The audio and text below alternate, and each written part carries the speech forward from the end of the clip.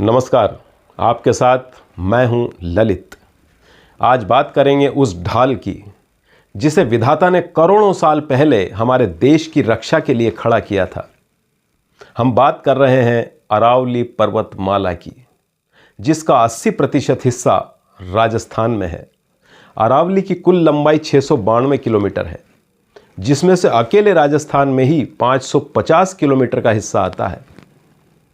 हाल ही में supreme court और सरकार के बीच अरावली को लेकर जो बहस छिड़ी है, वो सिर्फ जमीन बचाने की लड़ाई नहीं है, ये हमारे अस्तित्व की लड़ाई है।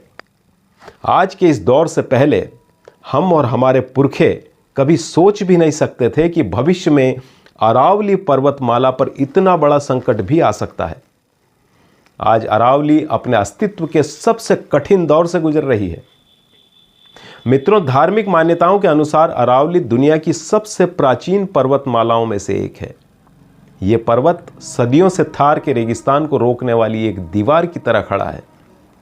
हमारे पुराणों में पर्वतों को भी देवता माना गया है और अरावली तो राजस्थान और हरियाणा का रक्षा कवच भी है। आज इंसान अपने लालच के लिए इस रक्षक को काटने पर तुला हुआ है। नए नियम के मुताबिक जो पहाड़ियां स्थानीय जमीन से 100 मीटर से कम ऊंची है, वो अब कानूनी रूप से अरावली का हिस्सा नहीं मानी जाएगी। उन्हें काटकर वहां खनन और निर्माण की राह आसान हो जाएगी। विशेषज्ञों का दावा है कि इस फैसले से अरावली का करीब 90% हिस्सा संरक्षण के दायरे से बाहर हो सकता है। फिर बताइए बचेगा क्या? सोशल मीडिया पर सेव अरावली या अरावली बचाओ जैसे नारों की बाढ़ सी आ गई है। पर्यावरणविदों का कहना है कि प्रकृति की बनाई ये छोटी छोटी पहाड़ियां भी रेगिस्तान को दिल्ली एनसीआर की ओर बढ़ने से रोकने में एक दीवार का काम करती है। राजस्थान के पूर्व मुख्यमंत्री अशोक गहलोत से लेकर सभी विपक्षी नेताओं ने इसे माइनिंग माफिया के लिए रेड कारपेट बताया है, यानी माइनिंग माफियाओं के लिए चांदी ही चांदी। उदयपुर और गुरुग्राम जैसे शहरों के लोग अरावली बचाने के लिए सड़कों पर उतर आए हैं। हालांकि कोर्ट ने एक राहत भी दी है।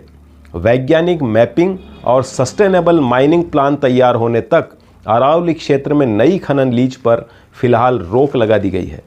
साथ ही सरकार ने 2025 में अरावली ग्रीन वॉल प्रोजेक्ट भी शुरू किया है, ताकि 5 किलोमीटर के बफर जोन में हरियाली बढ़ाई जा सके।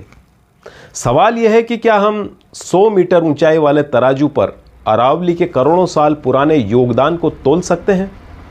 अगर अरावली नहीं रही तो उत्तर भारत में जल स्तर गिरेगा, प्रदूषण बढ़ेगा और थार का रेगिस्तान हमारे शहरों को लील जाएगा। अब समय है कि हम विकास और विनाश के बीच की इस बारीक रेखा को समझें। अगर ये पहाड़ नहीं रहे तो आने वाली पीढ़ियों को हम धूल और धुआं ही विरासत में देंगे, सिर्फ धूल और धुआं।